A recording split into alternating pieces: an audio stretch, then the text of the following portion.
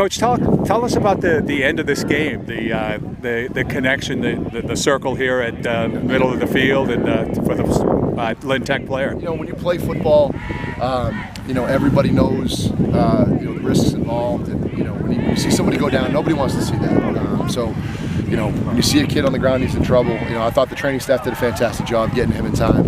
You know, watching him being able to move everything was fine, but like, I think everybody, you know, can kind of picture like that. It could be, you know, it could be one of your teammates, could be whatever. So I mean, just to show respect in a time like that, it's got to be really tough for their sideline. You know, our guys, like, you know, again, so you appreciate the competition. It's respect for the game.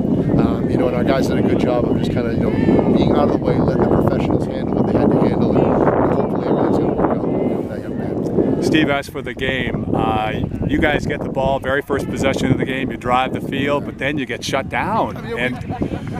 Our first drive was great, and they made some adjustments, you know, and it kind of took us a little bit of time to really, you know, kind of figure, okay, now if they're going to do this to it, here's what we can do.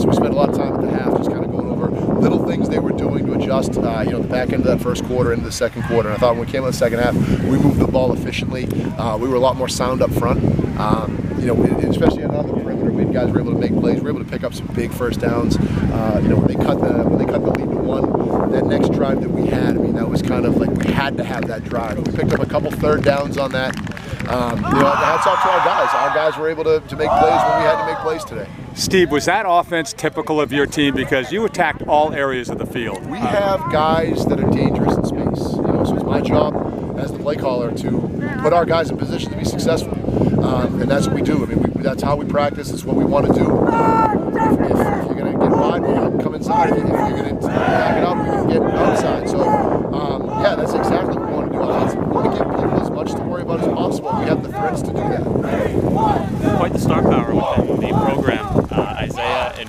Braden, just your thoughts on what makes those two so effective? And it's not just those two. I mean, we also have like Tommy DeSimone, Danny Shea, Cam Preston, Ethan Malcolm. I mean, we have, I would say, 6 to 7 guys on this football team that are going to play college football. And when you have that kind of talent around, like, talent makes people better. It makes the guys across them at practice better.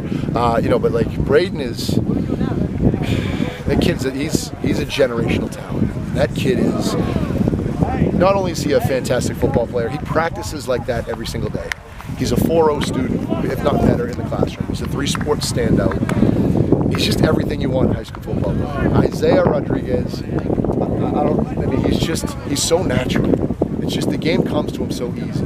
But Cam did a really good job in the second half distributing the ball to guys. Danny Shea made that 2-point conversion wins us the game.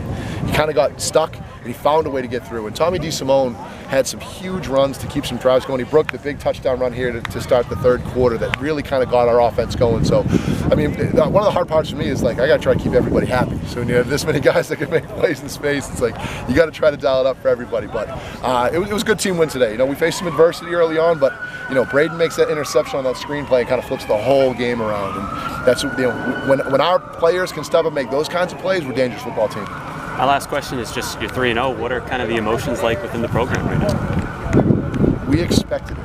And I don't mean to sound cocky when I say that, but we came in day one like, there's 50 people on this planet that knew we were going to be 3-0, and it's us. If other people are surprised, then that could be on them. But when we came in day one, I told these guys, they've got the ability to be a real special group. So we're not shocked that we're here. We expected to be here. And, you know, we just got to continue to work. We got to continue to get better because it's about, you know, the 50 people that are involved in our program. That's what it's about. And that's what we focus on. So, you know, we got another big test next week in Swampscott. So like I said, people can be surprised if they want to. But like I said, there's about, you know, half 100 guys in Saugus that, you know, expected to be here.